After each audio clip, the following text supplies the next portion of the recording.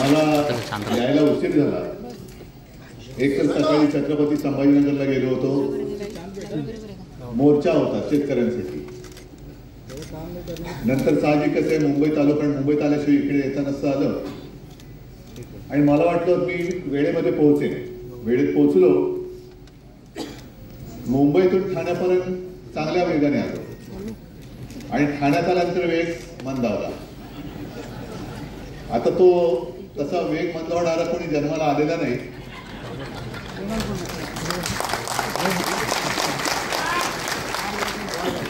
पण ठाण्याच्या ट्रॅफिकने वेग मंदावला.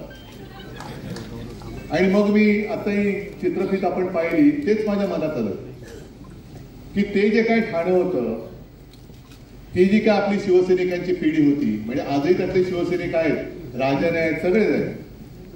पण तेव्हाचं ठाणं हे ठाणेकरांना आनंद देणारं होतं. आणि आत्ताचं ठाणं हे मला असं वाटतं कॉन्ट्रॅक्टरचं ठाणं झालं.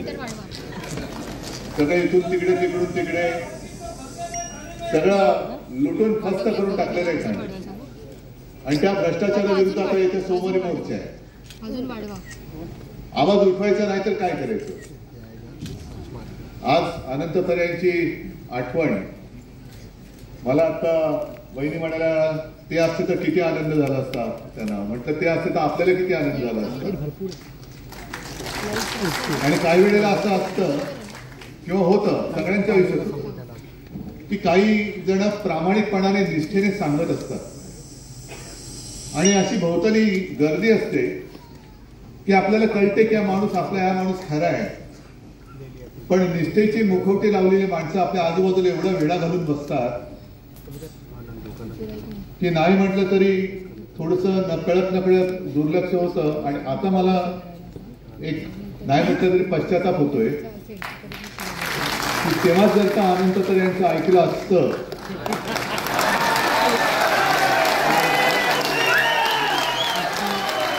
तर आता ज्याला कुठे गळ्याची येतं म्हटल्यानंतर अमित शहाच्या चरणी घालील लोटांगण करून वाचवा वाचवा म्हणून हंबरडा फोडणारी माणसं दिसली नसती.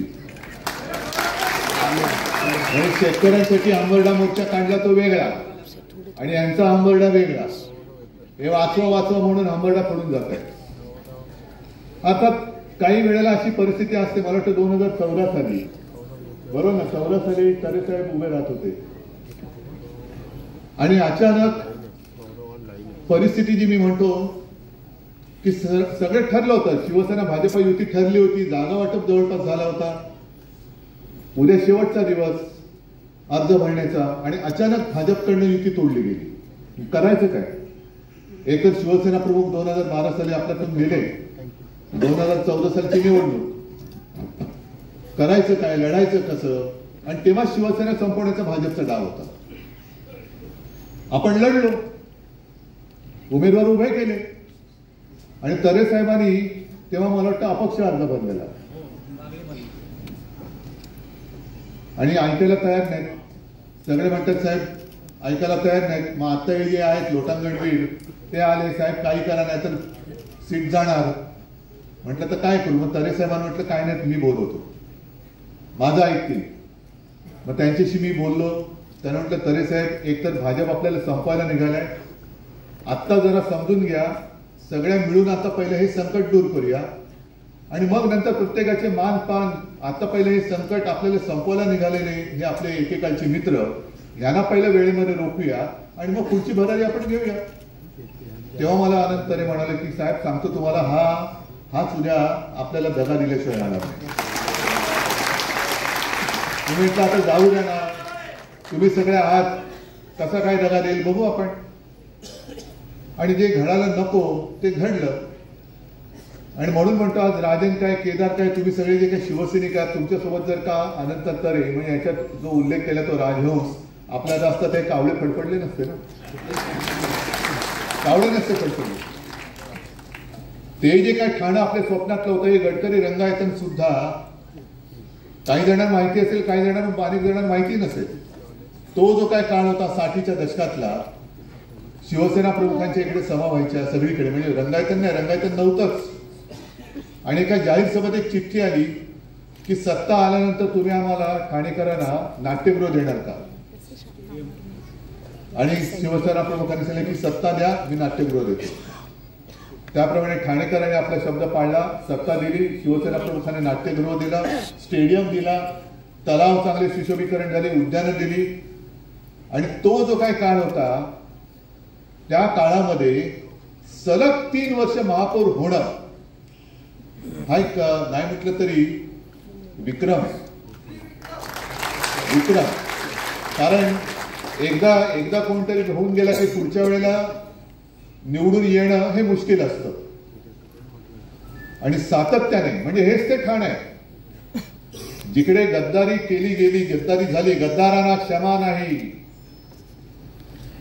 गद्दारी केली गेली म्हणून सर्व नगरसेवकांचे राजीनामे शिवसेना प्रमुखांनी घेतले होते. त्याच ठाण्यामध्ये आपल्या निष्ठेच्या आणि जनसेवेच्या आणि शिवसेनेच्या प्रेमापायी 3 वर्ष सलग महापौर पद घोषवणारे मला वाटतं एकमेव द्वितीय अनंत तरे, यापुढे तसं पण होईल असं मला वाटतं. आणि तो सगळा काळ ह्या आठवणीची पुस्तकं पानं ही मला चाळायचे. पण आठवणीची पानंही आपल्या मनामध्ये असतातच. त्याच्यासाठी पुस्तक असलं नसलं, पुस्तक चांगलं आहे, पण प्रत्येकाच्या मनामध्ये या आठवणी असतात. हेच ते ठाणं. या ठाण्यामध्ये दिग्गज म्हणजे सुरुवातीपासून आनंद दिघे आहेत, वसंतराव मराठे आपले पहिले नगराध्यक्ष जनतेने निवडून दिलेले, त्याच्यानंतर आनंद दिघे, मोदा जोशी, प्रकाश परांजपे, रघुनाथ मोरे, कितीतरी म्हणजे सगळे एकापेक्षा एक सरस. ही सगळी माणसं असती आज आपल्या सोबतीला, राजांच्या सोबतीला, तुमच्या सगळ्यांच्या सोबतीला, तर कोणाची हिंमत होती ठाण्यामध्ये गद्दारीतला ग उच्चारण्याची? हिंमतच झाली नाही. आणि आमचं म्हणजे कसं योगायोग असतो बघा, की आनंद दिघे, अनंत तरे आणि आमचं ठाकरे कुटुंबीय यांची दैवत एकच, एकविरा आई. आम्ही एका आईची लेकरं म्हणतो ती अशी. आणि त्याच्यानंतर जेव्हा तरे साहेब तिथे ट्रस्टी झाले, मला वाटतं अध्यक्ष कधीही दर्शनाला जायचं, आदल्या दिवशी जरी फोन केला तरी आमच्या आधी गडावर जाऊन पोहोचलेला असायचा माणूस. नाही उद्धवजी येत आहेत, नाही अमुक येत आहेत, ठाकरे म्हणजे आमच्या कुटुंबातलं कोणी तिथे जाणार असलं आमच्या आधी, बरं नुसतं आधी जाऊन नाही, आधी जाऊन वर, म्हणजे आता ते मला वाटतं अर्ध्या ह्याच्यापर्यंत गाडी जाते, पण तेव्हा तसं नव्हतं. गट सोडून वरती जायचे, सगळी सोय करायची, पुन्हा स्वागताला खाली येऊन उभे. अहो म्हटलं तुम्ही असं काय करता? नाही नाही तुम्ही येणार, मग असं कसं चालेल? मग ते यथासांग सगळं दर्शन प्रसाद विसाद घेऊन सगळं मग आम्ही यायचं. तसं पाहिलं तर तो जो आता उल्लेख झाला लोकसभा निवडणूक, एक थोडक्यामध्ये ती संधी हुकली, नाहीतर एक इतिहास आणखीन घडला असता. अंतुलेंचा पराभव करून अनंत तरे हे त्याच वेळेला दिल्लीत गेले असते. पण आधी आपली काही तयारी नव्हती. अचानक ठरलं, शिवसेना प्रमुखांनी सांगितलं आनंद लढ, राहिले उभे, लढले. ही जी एक वृत्ती असते शिवसैनिकाची, ती त्यांच्यामध्ये ओतप्रोत भरलेली होती. आणि नंतर सुद्धा आपल्यामध्ये गद्दारी झाली. एक काळ असा होता शिवसेना आणि संकट आणि शिवसेना, म्हणजे इतरांवरची संकट शिवसेना दूर करते, पण शिवसेनेवरती काही कमी संकट नाही आली आतापर्यंत. प्रत्येक संकटामध्ये शिवसैनिक छातीचा पोट करून मारतो.